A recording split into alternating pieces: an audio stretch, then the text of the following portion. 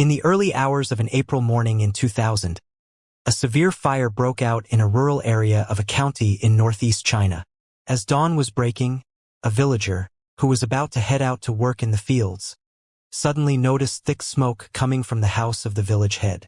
Without understanding what was happening, the villager quickly shouted for help, alarming the villagers to come and extinguish the fire. In a matter of moments, the entire village was awake, and the rural scene turned chaotic. People scrambled to pour water onto the fire, trying to quench it like a dragon blowing air. Meanwhile, other villagers calmly called emergency services to report the blaze. By the time the fire department arrived and put out the fire, the house had been completely burned down. The three-member family, 2 adults and a young girl, were unable to escape the flames. So what happened during this fire? Who were the victims? Could this just be a regular fire, or is there a connection to a murder case? Join us as we uncover the answers in this video. You're watching a case on the Dark Cases of Asia channel. If you enjoy our case presentations, please comment with a 1. Otherwise, like the video. Before we dive into the main story, the team at the Dark Cases of Asia would like to sincerely thank you for visiting. Please support us by subscribing to our channel to help us bring more intriguing cases from around the world. Now let's dive into today's case. When the firefighters removed the bodies from the scene, they were shocked to notice several unusual details, suggesting that this was not just a normal fire. After an initial assessment, the fire team observed that the heads of 2 victims, a male and a female, were crushed flat. Despite the house being completely burned down, the structure itself remained intact, with no signs of collapse, indicating that nothing had fallen on the victims' heads to cause such severe injuries. More importantly, firefighters discovered that the main door of the house had been wide open with clear signs of being pried open. Initially, the firefighters assumed the door was broken by locals in an attempt to save the victims, but upon questioning, everyone said that the fire had been too large and they were too afraid to approach. No one had tried to break the door to rescue anyone. At this point, the firefighters began to sense the seriousness of the situation. To clarify their suspicions, the fire chief immediately gathered additional information from the villagers about the victims. It was revealed that the fire occurred at the home of the village head, Mr. Lu Fanfeng. Mr. Lu was a well-known, respected, and wealthy figure in the village. His son ran a prosperous business, and the family owned a small convenience store in the village. They were not only wealthy but also loved by the villagers. Therefore, everyone was shocked when they learned of the fire at his home. Given this information, the fire department immediately contacted Mr. Lu's son to inform him of the tragedy. Upon hearing the news, Mr. Lu's son rushed back home in a panic. Upon seeing the bodies of the 3 victims, Mr. Lu was devastated, terrified, and broke down in tears. He confirmed that the 2 adults were his parents, and the young girl was his daughter. When the firefighters mentioned the detail about the house's front door being pried open and raised questions about this, Mr. Lu immediately began inspecting the crime scene and noticed many suspicious points. While speaking with the firefighters, he mentioned that his family had kept valuable antiques at home. These items were large and difficult to burn in a fire, yet none of them remained at the scene. Suspecting this was a case of murder and robbery, Mr. Lu rushed to report the incident to the local police station without waiting for the fire department to forward the information. Upon receiving the report, the criminal police quickly took action, conducting a scene investigation and autopsies. After examining the bodies, the forensic experts revealed that the skulls of Mr. Lu and his wife had been crushed with a heavy object, causing skull fractures. This was the primary cause of death for Mr. Lu. As for the 6-year-old granddaughter, she had 2 fatal stab wounds on her body, likely caused by a sharp knife or similar weapon. In addition to the murders, the crime scene showed numerous irregularities. The front door had been pried open with a professional tool like a crowbar. The phone line had been cut. The guard dog was killed with its skull crushed, and the house showed signs of being ransacked with all valuables missing. Particularly, the firefighters also discovered traces of arson at the scene. From the scene analysis, the police initially hypothesized that the killer had broken into the house in the late hours. However, due to their advanced age and possible sleeping problems, Mr. and Mrs. Liu may have been awakened. After realizing that a thief had intruded, the Liu couple likely confronted the intruder, resulting in a short struggle. During the altercation, the intruder killed both of them with a heavy object. After killing the couple, it's possible that the loud noises startled their 6-year-old granddaughter, who may have cried out, prompting the killer to silence her. Moreover, the police speculated that this was not the work of a single criminal, but rather at least 3 perpetrators. They were armed with a hammer, crowbar, and a sharp knife. The methods used were especially brutal. To their surprise, the police also found a scorched bullet shell from a Type 64 pistol at the scene. This suggests that one of the criminals may have brought a firearm with them. The presence of the bullet confirmed that this was not a simple robbery, but a violent murder involving firearms. This case attracted the special attention of the provincial police department, which quickly placed it under special surveillance. The reason for this heightened concern was that, from 1994 to 2000, there had been 23 exceptionally serious cases in the county, involving robbery, sexual assault, and brutal murders.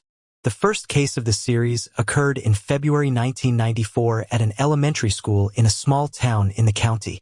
2 robbers broke into the finance office at midnight. An elderly man on duty noticed a light inside and approached to check. As a result, the elderly man was controlled by the robbers, who tied him up and threw him outside after kicking him a few times. They then began ransacking the office but found no cash, as the school had just paid salaries a few days before. Frustrated by the lack of money, the robbers stole various valuables, including alcohol, cigarettes, gold-plated pens, and even the teacher's fruit, before fleeing. After they left, the elderly man crawled to seek help, almost freezing to death due to the cold weather. According to the elderly man, both robbers wore ski masks, covering their faces, making identification impossible.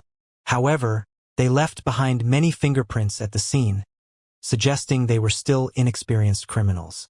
Additionally, since the damage was not severe and no one was seriously injured, the local police did not conduct a thorough investigation, and the case eventually faded into obscurity. But only 3 months later, in May, the same 2 robbers struck again, this time at the village committee office in a wealthy village. This time, they changed their method. One pried open the office door, while the other held a gun to control the elderly man on duty. They then calmly ransacked the office. However, this elderly man was not easily subdued, constantly shouting for help. Realizing they couldn't control his cries, one of the robbers struck him with the butt of the gun, knocking him unconscious.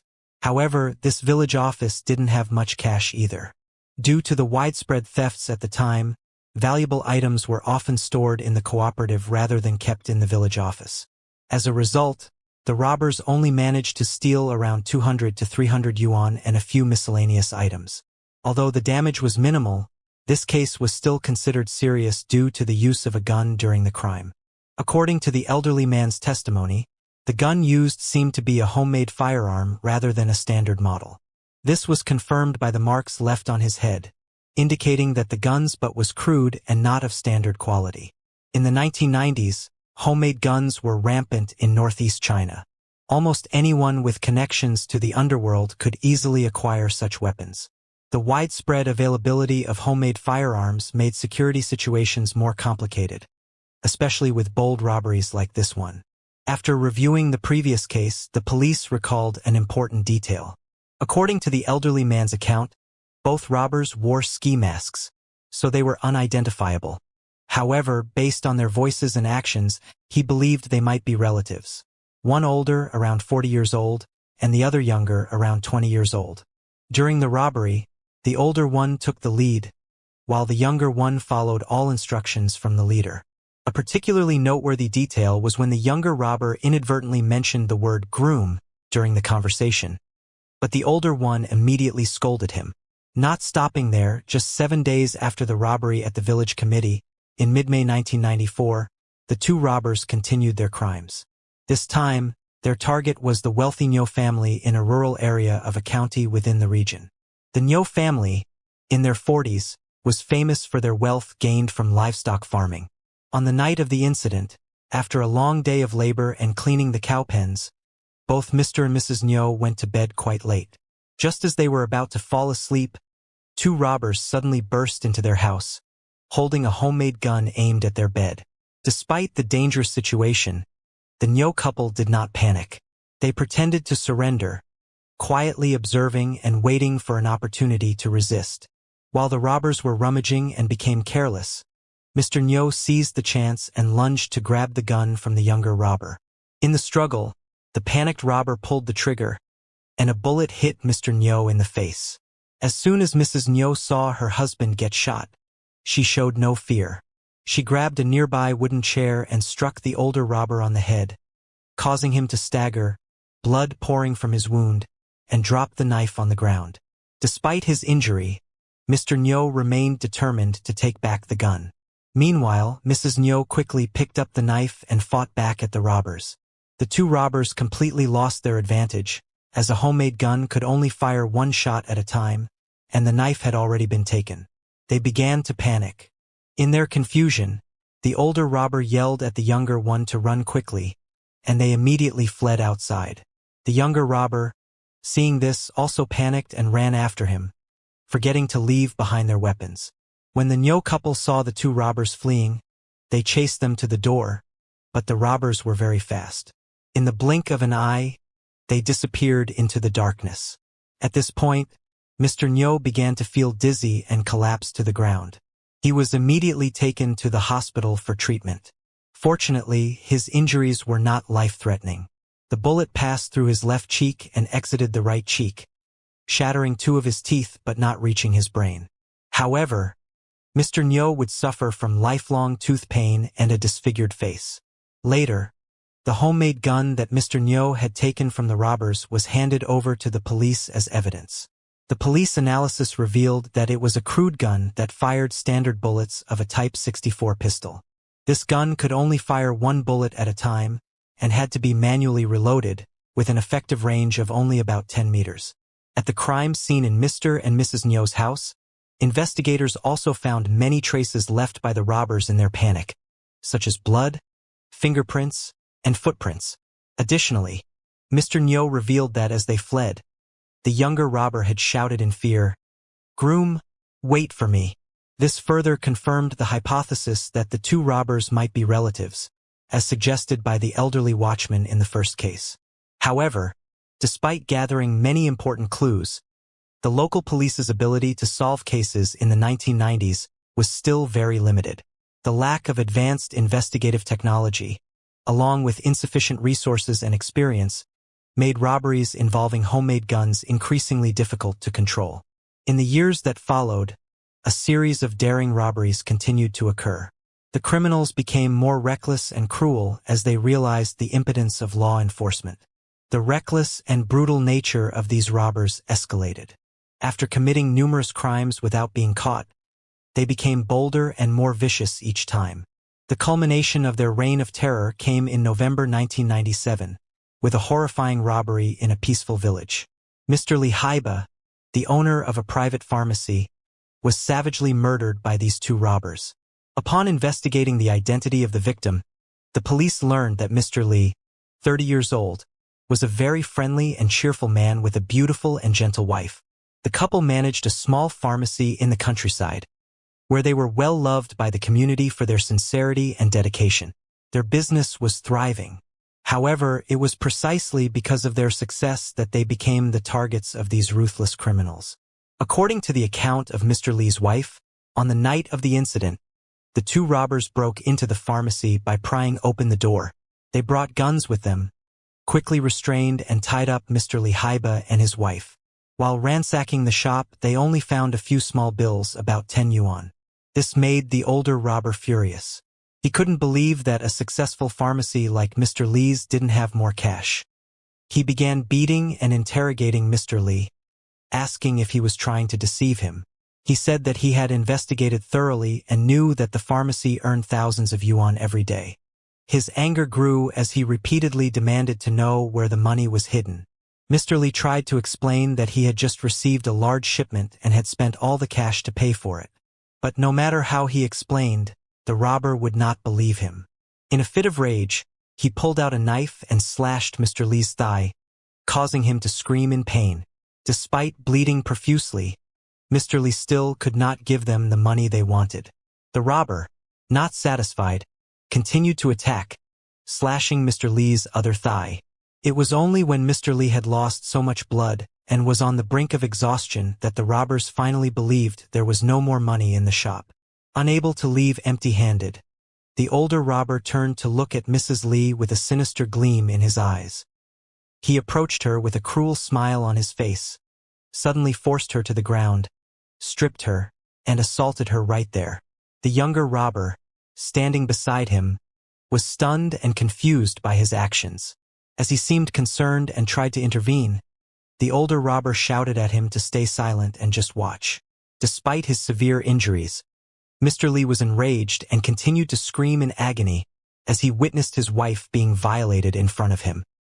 He used the little strength he had left to curse at the robber, vowing that if he survived, he would not let the robber go free. These words only seemed to fuel the older robber's depravity. After satisfying his twisted desires, he shamelessly turned to the younger robber and asked if he wanted to try it too. However, the younger robber immediately refused. It seemed he disagreed with his uncle's actions but was too afraid to protest, and both robbers began to leave the scene. However, just as they reached the door, the older robber suddenly turned back, pulled out a knife, and repeatedly stabbed Mr. Lee 7 or 8 times. His accomplice panicked and asked why he was killing him. The older robber coldly responded, "Didn't you hear him? He swore he would take revenge on us. You must eliminate the root of the problem." Mr. Lee died on the spot. After the assault, Mrs. Lee, having been violated and tortured, fell into deep despair and humiliation for months. Eventually, after telling the police everything, she decided to end her life by jumping into a well to escape her pain. After this incident, the two robbers became even bolder in their crimes. In May 1998, they broke into the home of Mr. Chow, a wealthy man living alone in the county. They brutally attacked Mr. Chow with several knife wounds. In a frenzy, they even cut off his genitals. However, after stealing his wealth, they didn't stop there. They continued to use a hammer to kill Mr. Chow. They then set fire to his house to stage the scene as an accident. In September of the same year, 1999, the robbers struck again, this time breaking into the home of Mr. Chu, a wealthy family who owned a fish farm. This time, they tied up Mr. Chu, his wife, and their 13-year-old daughter, then ransacked the house looking for valuables. Similar to the Chow case, they murdered the entire Chu family and set the house on fire to destroy the evidence. Furthermore, when the police examined the crime scene, they discovered that Mr. Chu and his daughter each had one of their ears cut off by the criminals. With such a high frequency of crimes, by April 2000, the robbers had committed 23 serious crimes in the same county. Among the victims, 12 people were killed, along with many women who were raped and had all their possessions stolen. These horrific crimes left the local residents outraged. They continually criticized the county police for failing to fulfill their responsibilities and protect the lives and property of the people. Many wealthy families were forced to migrate to other areas, while those who remained strengthened their defenses by building high walls, installing anti-theft doors, and preparing self-defense weapons in their homes. Under this pressure, the provincial authorities issued an order in April 2000 to establish a special task force with the goal of solving the case as quickly as possible. At the same time, top criminal investigation experts were mobilized to analyze the traces left at the crime scenes. At the latest crime scene, the task force discovered a pool of blood at the entrance, even though the house had been set on fire. This was highly suspicious because upon examination, the police found that Mr. and Mrs. Lu Fanfeng, the victims of the case, had been beaten to death with a blunt object that did not cause much bleeding. Their young granddaughter, who was murdered on the bed, had no blood flowing out to the door. Based on this thorough analysis, the police concluded that the two victims had struggled with the robbers, and one of the robbers had been severely injured, losing a lot of blood. After piecing together all the data from previous cases, the task force believed that although the two criminals might not be local, they were very familiar with the terrain. It was highly likely that they had lived in the area for a long time. Based on these conclusions, the police focused their efforts on investigating all residents in the county who had signs of recent injuries. After half a month of work, the investigation team ruled out many suspects, including those with recent injuries. However, the case still showed no breakthroughs. Realizing the possibility of errors in the initial search, the task force decided to conduct a second round of investigation, paying closer attention to overlooked details. It wasn't until the end of April that Officer Chow, a veteran police officer, while conducting an investigation in a small village, heard a very important piece of information from the locals. They reported that Mr. Lu's son-in-law, named Li Jiahui, had recently suffered a serious head injury. However, what was strange was that instead of being treated at the local hospital, where his relatives worked, he went to a hospital in a neighboring county for treatment. Upon receiving this information, the police immediately compared it to the initial investigation and were shocked to find that his name was not on the list. After a meeting with the task force, the police concluded that the reason Li Jiahui's name was not on the original list was that he was not a local. He was Mr. Lu's son-in-law, and although he had lived in the village for many years, his household registration had never been transferred to the area. Additionally, part of the oversight was due to the local police's unprofessional attitude. They had only focused on checking residents with permanent residency in the area and had overlooked cases like Li Jiahui's. However, even at this point, the police did not have enough evidence to confirm that Li Jiahui was involved in the series of horrifying murders. As a result, they did not immediately arrest him, but instead began to quietly investigate his background. It didn't take long for the investigation to reveal shocking results. According to information from the public and Li Jiahui's family, the police discovered that his real name was Li Jun. After committing numerous crimes in the past, he had changed his name to Li Jiahui. When he was just 18 years old, he was detained for 6 months for stealing goods from a grocery store. 10 years later, at the age of 28, he committed another theft, stealing a bicycle in his hometown, and was sentenced to 1 year in prison. But his criminal behavior didn't stop there. At 38, he, along with his accomplices, carried out multiple armed robberies. During one unlucky incident, he was surrounded by the police. Despite fiercely resisting with a knife, he was arrested and sentenced to 5 years in prison. Moreover, during this arrest, he was shot in the heel by the police, leaving him with a permanent disability. By 1990, after serving his prison term, Li Jun, now 39 years old, realized he could no longer live in his hometown. He changed his name to Li Jiahui and moved to a small town in the Northeast, where his aunt lived. There, he met the Lu family. The youngest daughter of Mr. Lu had been paralyzed from a young age due to polio, and no one was willing to marry her. Knowing the Lu family's difficult situation, Li Jiahui agreed to marry their daughter and live with them, as he needed a place to stay. Though the Lu family knew of Li Jiahui's criminal record and his disability from his time in prison, they accepted him due to their daughter's condition. In their eyes, any man, was still better than leaving their daughter alone for life. According to villagers, Li Jiahui was sociable and often participated in gambling and drinking. As a result, he had good relations with the neighbors. However, the Lu family, especially Mr. and Mrs. Lu, were dissatisfied with him. They felt he was lazy, refusing to work on the farm or find a stable job. They also criticized his indifference toward his paralyzed wife. Mr. and Mrs. Lu had to care for both their daughter and their son-in-law.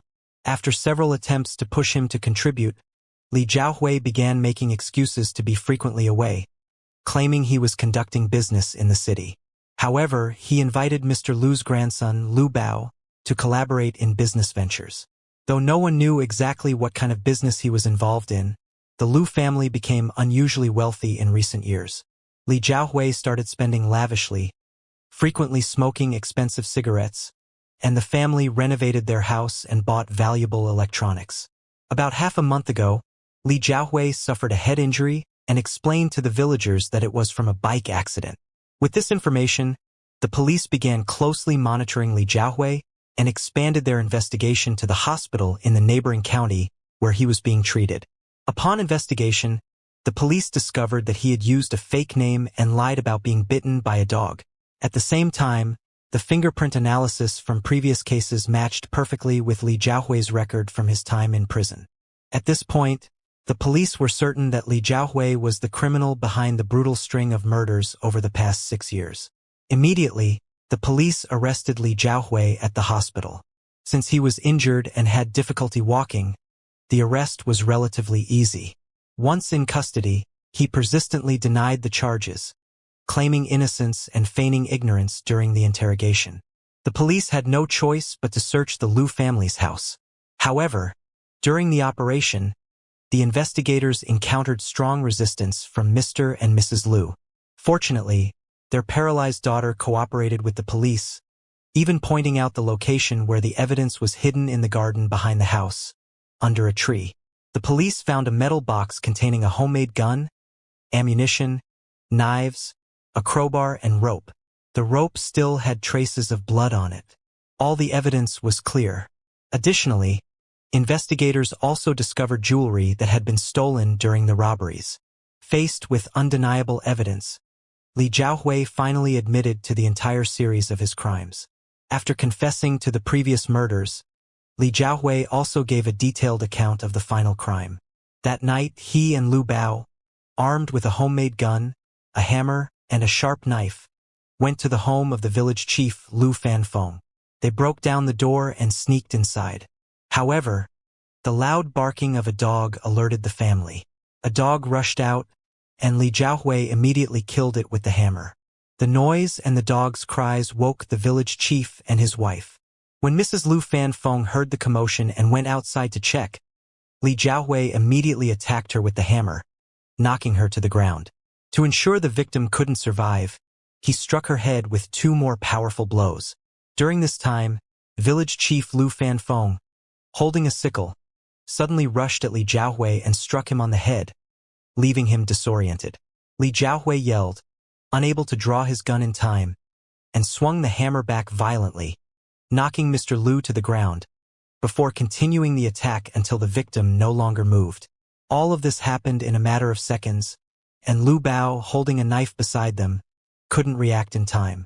At this point, though both adults had been killed, Li Jiahui had suffered a serious head injury, with blood pouring out. The intense pain nearly caused him to lose control.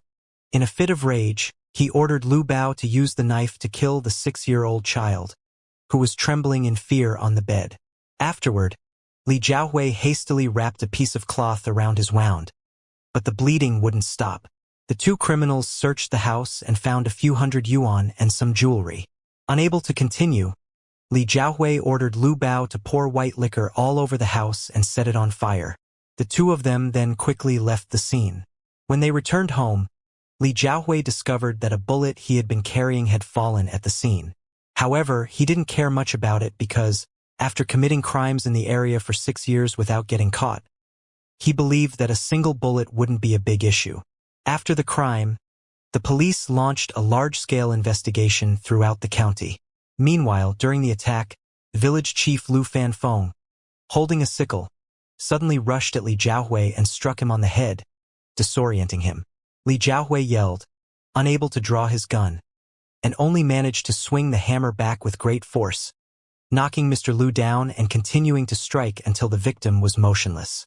The entire event took only a few seconds, during which Lu Bao, standing by with a knife, couldn't react. At this point, though both adults had been killed, Li Jiahui, who was severely injured and bleeding profusely from his head wound, lost almost all control due to the intense pain. He ordered Lu Bao to kill the trembling 6-year-old child hiding in bed with a knife. Due to their ignorance of the law, instead of stopping him, they covered up his actions and allowed him to drag Lu Bao into a life of crime. Meanwhile, Li Jiahui's wife, who was paralyzed and often seen as mentally unstable, had once been alert enough to try and warn others. She had reported to the village council that her husband was not doing anything good, but her complaints were ignored because people thought she wasn't in her right mind, and Li Jiahui had a good relationship with the villagers. After Li Jiahui was arrested, the investigation team immediately sent forces to a neighboring province to arrest Lu Bao. A few months after their arrest, both Li Jiahui and Lu Bao were sentenced to death. They were publicly executed, bringing an end to a bloody series of crimes that had lasted for many years. Today's story helps us understand that it seems like laziness led the 2 criminals, Li Zihui and Lu Bao, to believe that their schemes and tricks would make them successful, idle, and luckier than others. But in reality, laziness only caused them more suffering and pushed them into even more dangerous and difficult situations. Throughout history, the path to success has always been filled with fierce competition, requiring a long process of effort, and there is no shortcut for laziness. If there is one, it would only lead to endless tunnels with no light at the end. Therefore, none of us should ever push our lives into a dead end with no way out. In addition, today's story also teaches us a lesson about responsibility and professional ethics. Clearly, 6 years is too long, and many innocent lives have been lost in that time. There were many clues in the cases, but the police worked too carelessly. Even in Li Zihui's case, during the investigation, they were so negligent that they only checked the residents of the county and ignored temporary residents. If this case hadn't been further investigated by experienced investigators from another place, how many more lives would have been lost? What about you? What do you think of today's story? Please leave your thoughts in the comments section below so we can discuss it further. Thank you for watching today's video, and before you leave, don't forget to support the Dark Cases of Asia by liking the video and subscribing to the channel to watch more fascinating cases. Goodbye, and see you in the next video.